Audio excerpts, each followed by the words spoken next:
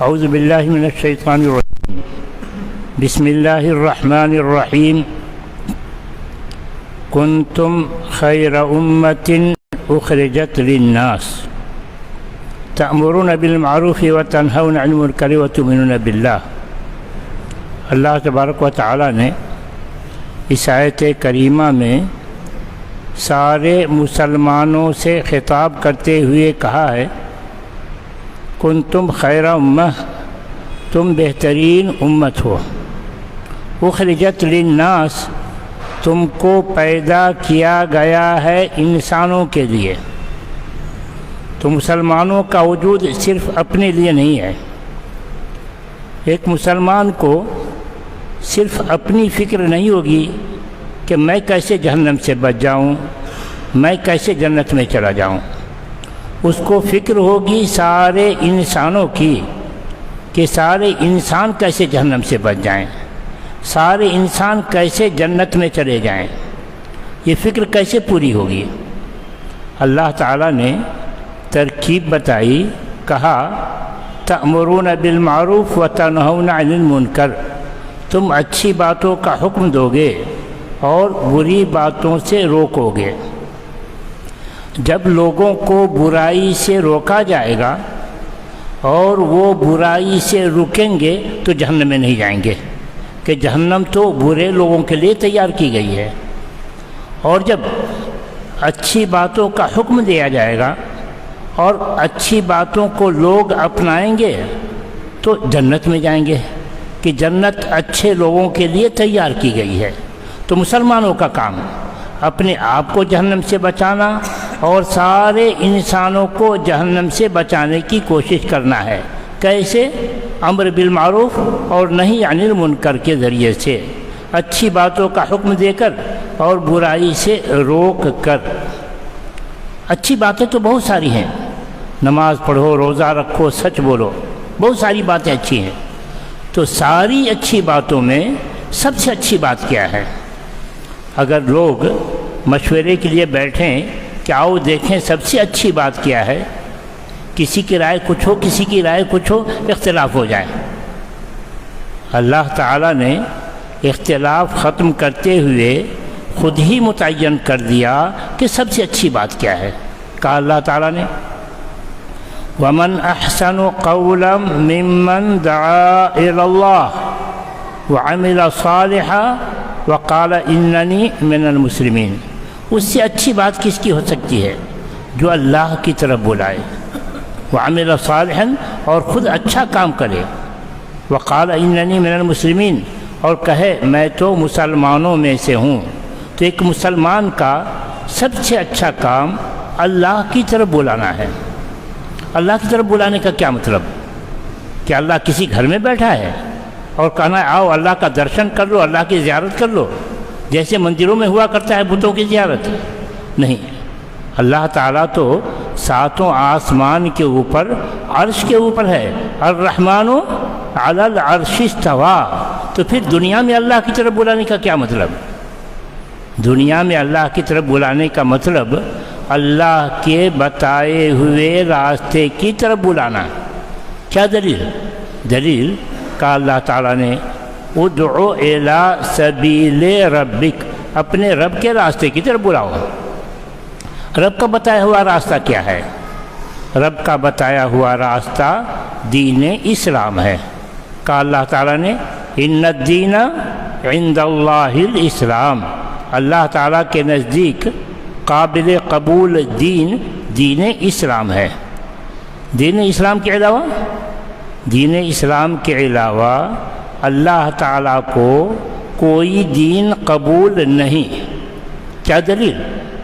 کہا اللہ تعالیٰ نے وَمَن يَبْتَغِ غَيْرَ الْإِسْلَامِ دِينًا فَلَن يُقْبَلَ مِنْهُ، اور جو شخص اسلام کے علاوہ کسی اور دین کو اختیار کرے گا تو ہرگز اس سے قبول نہیں کیا جائے گا۔ فَلَن يُقْبَلَ مِنْهُ، تو ہرگز اس سے قبول نہیں کیا جائے گا۔ کہ اللہ تعالیٰ کو صرف دین اسلام ہی محبوب اور پسندیدہ ہے۔ کہا اللہ تعالیٰ نے وَرَضِيتُ لَكُمُ الْإِسْلَامَ دِينًا، میں تم سب کے لیے دین اسلام سے راضی ہو گیا۔ آخر دین اسلام کی کیا خوبی ہے جس کی وجہ سے اللہ اس دین کو پسند کرتا ہے، اور دین اسلام کے علاوہ دوسرے دین کی کیا خرابی ہے جس کی وجہ سے اللہ اسے ناپسند کرتا ہے؟ دین اسلام کی سب سے بڑی خوبی جس کی وجہ سے اللہ اسے پسند کرتا ہے توحید ہے۔ دین اسلام کے علاوہ دوسرے دین کی سب سے بڑی خرابی جس کی وجہ سے اللہ اسے ناپسند کرتا ہے شرک ہے۔ توحید کیا ہے؟ توحید یہ ہے کہ اللہ ایک ہے، وہی سب کا خالق و مالک ہے، اس لیے عبادت اسی کی جائے۔ کیا دلیل؟ کہا اللہ تعالیٰ نے ذالکم اللہ ربکم لا الہ الا ہو خالق کل شیء فاعبدوہ۔ ذالکم اللہ ربکم، وہی اللہ تم سب کا رب ہے، سب کو پالنے والا وہی ایک اللہ ہے۔ لا الہ الا ہو، اللہ کے علاوہ کوئی اور عبادت کے قابل نہیں ہے۔ کوئی اور عبادت کے قابل کیوں نہیں ہے؟ جواب ہے خالق کل شیء، اس لیے کہ اللہ ہی ہر چیز کو پیدا کرنے والا ہے۔ فاعبدوہ، تو عبادت اسی کی کرو، عبادت خالق کی کرو، مخلوق کی نہیں۔ اور جان لو اللہ تنہا خالق ہے، اس کے علاوہ جتنی چیزیں ہیں سب مخلوق ہیں۔ کہا اللہ تعالیٰ نے والذین یدعون من دون اللہ لا یخلقون شیئا وہم یخلقون، جو لوگ اللہ کے علاوہ کسی اور کو پکارتے ہیں ان کو پتہ ہونا چاہیے کہ لا یخلقون شیئا، انہوں نے کسی چیز کو پیدا نہیں کیا ہے، وہم یخلقون، وہ تو خود پیدا کیے گئے ہیں، وہ تو خود پیدا کیے گئے ہیں۔ پھر اپنی جیسی مخلوق کی عبادت کر کے کیا پاؤ گے؟ تم میں اور ان میں کیا فرق ہے؟ تم بھی مخلوق، وہ بھی مخلوق۔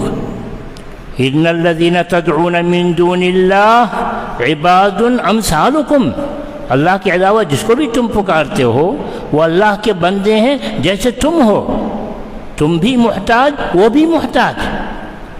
اپنے جیسے محتاج کو پکار کے کیا پاؤ گے؟ بلکہ وہ تم سے زیادہ محتاج ہے۔ تم بھی محتاج وہ بھی محتاج، بلکہ وہ تم سے زیادہ محتاج ہے۔ کیسے زیادہ محتاج؟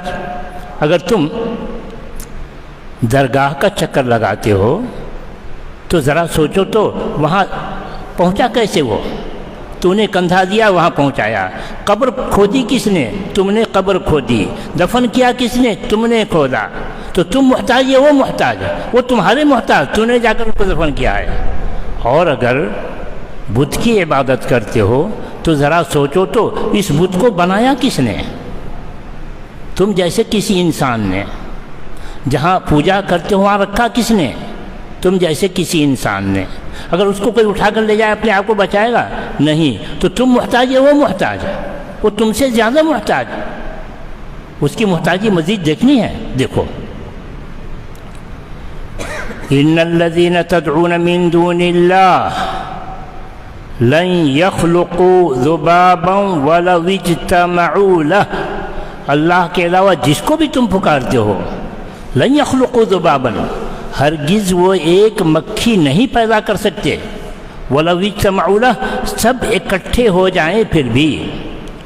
ساری دنیا میں اللہ کے علاوہ جس کی بھی عبادت کی جاتی ہے اس کو ایک بڑے میدان میں جمع کر لو اور کہو سب مل کر کے ایک مکھی پیدا کر لیں، نہیں کر سکتے۔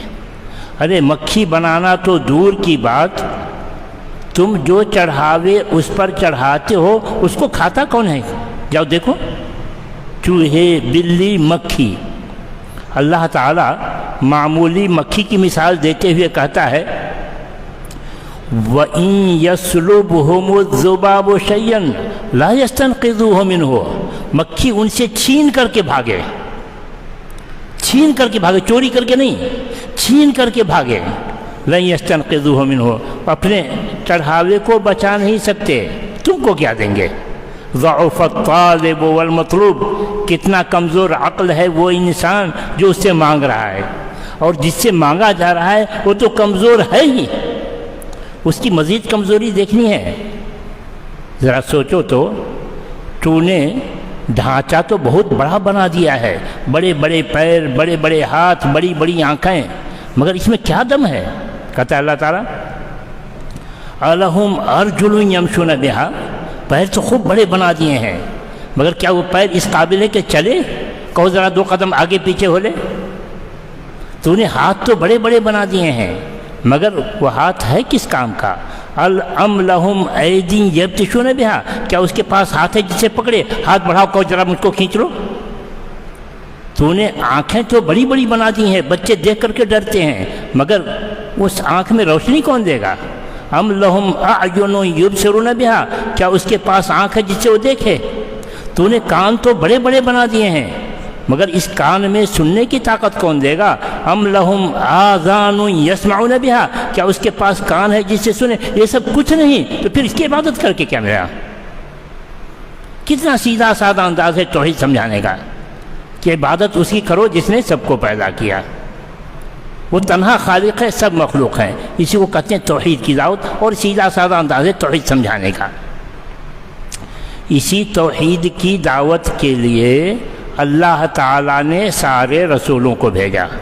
کہا اللہ تعالیٰ نے وَلَقَدْ بَعَثْنَا فِي كُلِّ أُمَّةٍ رَسُولًا أَنِ اعْبُدُوا اللَّهَ وَاجْتَنِبُوا الطَّاغُوتَ، ہم نے ہر قوم میں رسول بھیجا، ان کا کام یہ تھا کہ لوگوں کو بتائیں اعبدوا اللہ، اللہ کی ہی عبادت کرو، واجتنبوا الطاغوت، اور غیر اللہ کی عبادت چھوڑو۔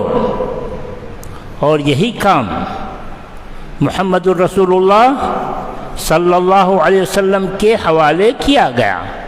کہا اللہ تعالیٰ نے قل انما امرت ان اعبد اللہ ولا اشرک بہ الیہ ادعو، آپ کہہ دیجئے مجھ کو تو اسی بات کا حکم دیا گیا ہے کہ میں اللہ کی ہی عبادت کروں اور اس کے ساتھ کسی کو شریک نہ کروں، یعنی میں توحید پر قائم ہو جاؤں۔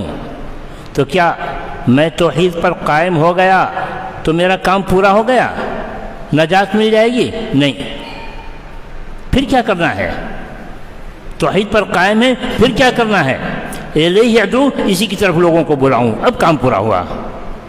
کیوں میں لوگوں کو بلاؤں؟ مجھے لوگوں سے کیا لینا دینا ہے؟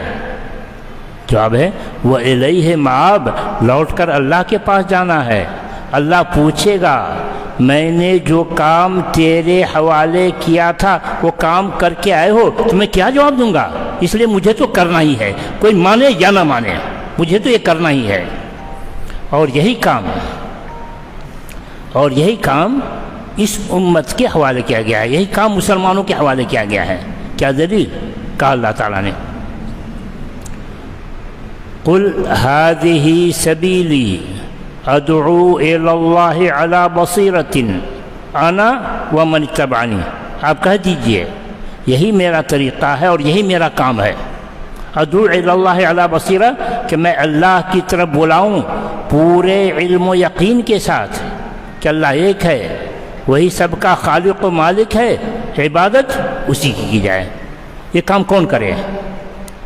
انا ومن اتبعنی، یہ کام میں کروں اور ہر وہ شخص کرے جو میرا اتباع کر رہا ہے۔ رسول کا اتباع کرنے والا کون؟ سارے مسلمان۔ تو یہ کام کس کا ہے؟ سارے مسلمانوں کا۔ دین کی دعوت دینا، توحید کی دعوت دینا کس کا کام؟ سارے مسلمانوں کا، علماء ہوں یا عوام، مرد ہوں یا خواتین، سب پر فرض ہے کہ اس دین کی دعوت دیں، اسلام کی دعوت دیں، توحید کی دعوت دیں، سب پر فرض ہے۔ توحید کی دعوت کس کو دی جائے گی؟ مسلم کو یا غیر مسلم کو؟ توحید کی دعوت اصلاً غیر مسلم کو دی جائے گی۔ مسلمانوں کو کیوں نہیں؟ مسلمانوں کو اس لیے نہیں کہ توحید کے بغیر کوئی مسلمان ہوتا ہی نہیں ہے، توحید کے بغیر کوئی مسلمان ہوتا ہی نہیں ہے۔ تو مسلمان پہلے ہی سے موحد ہے، وہ توحید پر ہے، اس کو توحید کی دعوت کیا دی جائے گی؟ اس کو جو توحید کے احکام بتائے جائیں گے اس کے ایمان کو مضبوط کرنے کے لیے۔ جیسے کہا ان الذین قالوا ربنا اللہ ثم استقاموا، جو کہتے ہیں کہ میرا رب اللہ اور اس پر جم جاتے ہیں، میں تو وہی کروں گا جو اللہ کہتا ہے، اس کی دعوت دی جائے گی۔ مسلمانوں کو کہا جائے گا یا ایھا الذین آمنوا ادخلوا فی السلم کافہ، مسلمانوں اسلام میں پورے طور سے داخل ہو جاؤ، یہ مسلمانوں کو دعوت ہے۔ تو توحید کی دعوت اصلاً غیر مسلم کو دی جائے گی۔ تو کیا آج کا مسلمان یہ کام کر رہا ہے؟ غیر مسلموں کو توحید کی دعوت دے رہا ہے؟ نہیں، الا ماشاء اللہ۔ کتنی فیصد؟ 1% بھی نہیں، 1% بھی نہیں، یعنی 1% بھی اگر آپ جوڑیں گے تو لوگ کہتے ہیں کہ ہندوستان میں 20 کروڑ مسلمان آباد ہیں۔ 1% کتنا ہوگا بھائی؟ 20 کروڑ میں 1% کتنا ہوگا؟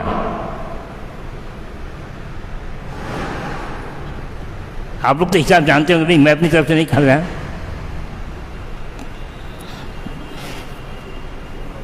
بہرحال یعنی 1 لاکھ میں ایک ہوا، 100 کروڑ کا 100 لاکھ کا 1 کروڑ ہوتا ہے، تو یعنی 1% بھی نہیں ہو سکتا۔ آپ حساب جوڑ لیں۔ جب بات ایسی ہے، جبکہ ہم مسلمان 20%، 80% غیر مسلم، 80% غیر مسلم، مسلمانوں کی ساری محنت مسلمانوں میں چل رہی ہے الا ماشاء اللہ، جبکہ آبادی کے تناسب سے ہماری 80% محنت ان میں ہونی چاہیے، 20% ان میں ہونی چاہیے، مگر ہم کیا کر رہے ہیں؟ 80 کیا 99% اس میں محنت کر رہے ہیں، 1% ہم مان لیں۔ یہ کیا ہو رہا ہے؟ تو مسلمانوں کا غیر مسلموں کو دین کی دعوت نہ دینا، توحید نہ پہنچانا کتنا بڑا جرم ہے پتہ ہے؟ مسلمان اس کا شعور نہیں رکھتا ہے، کتنا بڑا جرم ہے پتہ ہے؟ سنیے کیا کہتا ہے اللہ تعالیٰ، کہتا ہے اللہ تعالیٰ وَمَنْ أَظْلَمُ مِمَّنْ كَتَمَ شَهَادَةً عِنْدَهُ مِنَ اللَّهِ، اس سے بڑا ظالم کون ہوگا؟ اس سے بڑا ظالم کون ہوگا جو چھپائے اس شہادت کو جو اس کو اللہ کی جانب سے دی گئی ہے۔ کس کو اللہ تعالیٰ نے شہادت دینے کے لیے کہا ہے مگر وہ کر نہیں رہا ہے، چھپا رہا ہے؟ مسلمان۔ کیا دلیل؟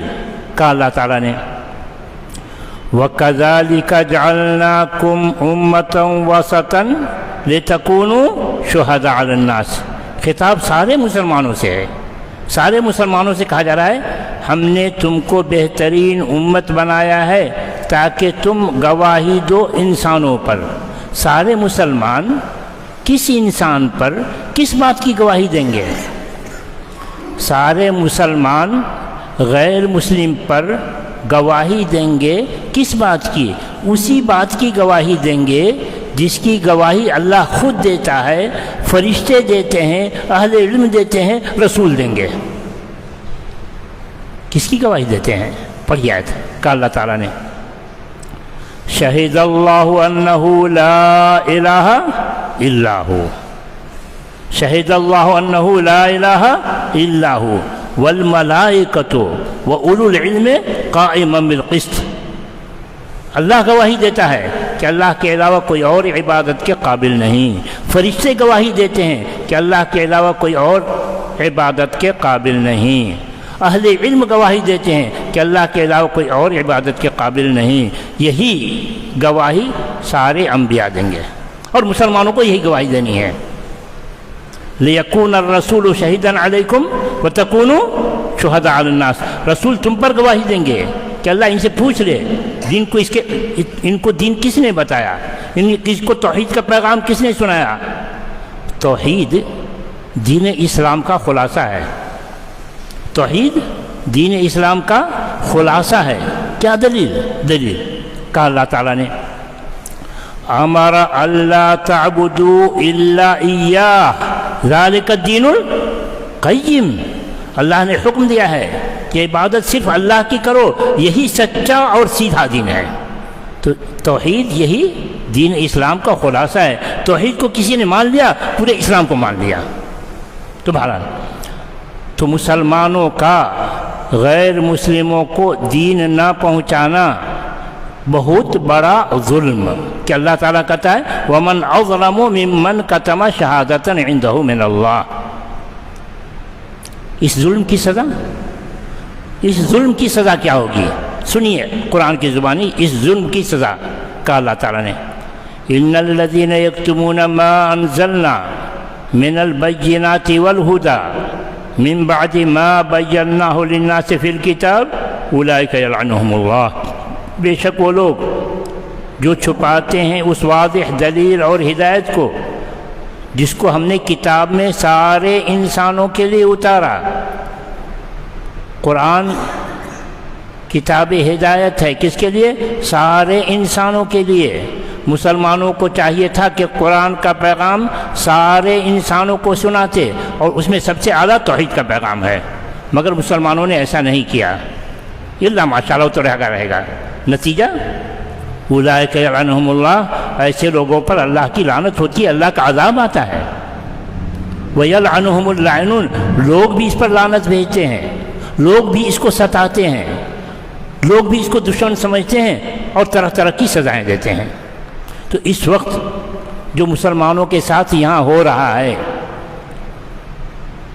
کبھی مابلنچے کے معاملے میں، کبھی مسجد یہ ہماری ہے، کبھی یہ ہے، مختلف قسم کے آپ واقف ہیں حالات سے، تو یہ جو کچھ ہو رہا ہے یہ ہماری کمزوری کا، ہمارے ظلم کا نتیجہ ہے کہ ہم نے ان کو دین سمجھایا نہیں کہ دین اسلام ہے کیا، ہم نے ان کے ساتھ ہمدردی نہیں کی، ہم نے ان کو جہنم سے بچانے کی کوئی کوشش نہیں کی۔ سب سے بڑی بات تو یہی کہ جہنم سے بچانے کی کوشش کی جائے، کہ اصل کامیابی تو یہ ہے فَمَنْ زُحْزِحَ عَنِ النَّارِ وَأُدْخِلَ الْجَنَّةَ فَقَدْ فَازَ، جو جہنم سے دور کر دیا گیا، جنت میں داخل کر دیا، کامیابی تو اس کی ہے۔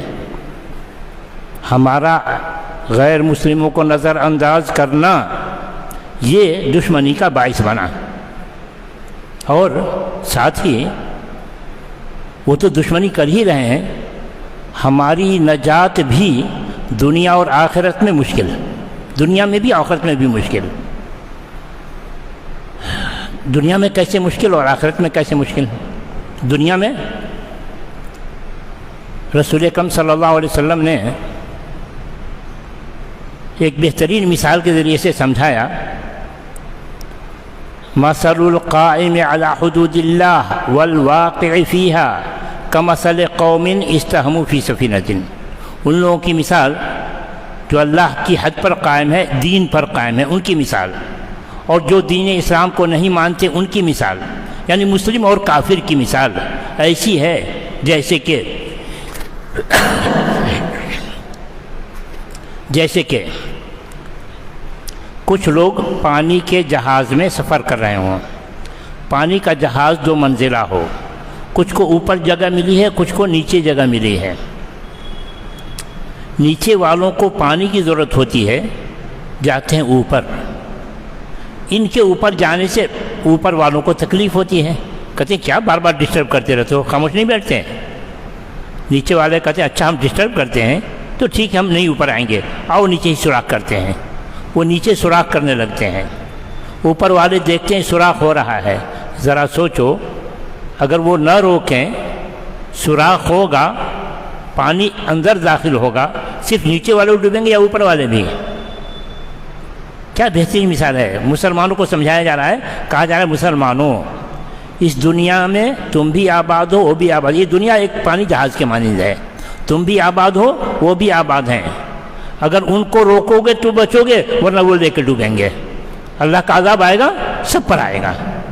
تو اگر ہم دنیا میں اللہ کے عذاب سے بچنا چاہتے تو ان کی بھی فکر کرنی پڑے گی۔ کتنی فکر کرنی پڑے گی؟ جتنی کہ اللہ کے رسول صلی اللہ علیہ وسلم کرتے تھے۔ کیسی فکر کرتے تھے؟ کیسی فکر کرتے تھے؟ پڑھیے آیت، اللہ تعالیٰ کہتا ہے فَلَعَلَّكَ بَاخِعٌ نَفْسَكَ عَلَىٰ آثَارِهِمْ إِن لَّمْ يُؤْمِنُوا بِهَذَا الْحَدِيثِ أَسَفًا، ایسا معلوم ہوتا ہے کہ آپ ان غیر مسلموں کے پیچھے پڑھ کر اپنے آپ کو ہلاک کر لیں گے، دن رات انہی کی فکر میں رہتے ہیں، اسفن مارے غم کے، اگر وہ ایمان نہ لائیں تو آپ کو غم کس بات کا؟ اسفن مارے غم کے، اگر وہ ایمان نہ لائیں تو آپ کو غم کس بات کا؟ آپ کو غم اس بات کا کہ ہمارا انسانی بھائی شرک پر مر کر آگ میں جلے گا، ہمارا انسانی بھائی شرک پر مر کر آگ میں جلے گا۔ کیا دلیل کہ یہی غم آپ کو کھایا جا رہا تھا؟ کیا دلیل کہ اسی غم میں آپ گھلے جا رہے تھے؟ دلیل رسول اکرم صلی اللہ علیہ وسلم خود ہی ایک غیر مسلم سے بتاتے ہیں، دل کی بات بتاتے ہیں، کہتے ہیں میری مثال اور تمہاری مثال اس شخص کی ہے جو آگ جلائے، آگ میں کیڑے مکوڑے آ کر گرنے لگیں تو کیڑوں کو ہٹا رہا ہے، ہٹو ہٹو ادھر آگ ہے جل جاؤ گے، ہٹو ہٹو ادھر آگ ہے جل جاؤ گے۔ رسول کہتے ہیں میری کیفیت تمہارے ساتھ ایسی ہی ہے، میری کیفیت تمہارے ساتھ ایسی ہی ہے۔ فرماتے ہیں انی لآخذ بحجزکم عن النار، میں تمہاری کمر پکڑ کے کھینچ رہا ہوں کہ آگے آگ ہے، شرک پر مرو گے جلو گے اس میں۔ قولوا لا الہ الا اللہ تفلحوا، کہو لا الہ بچ جاؤ گے، کہو لا الہ بچ جاؤ گے۔ جب تک ہمارے اندر یہ تڑپ نہ ہو کیسے ہم سنت کے شہدائی ہیں، ہم کیسے سچے مسلم؟ تو بھائیوں ضرورت اس بات کی ہے کہ ہم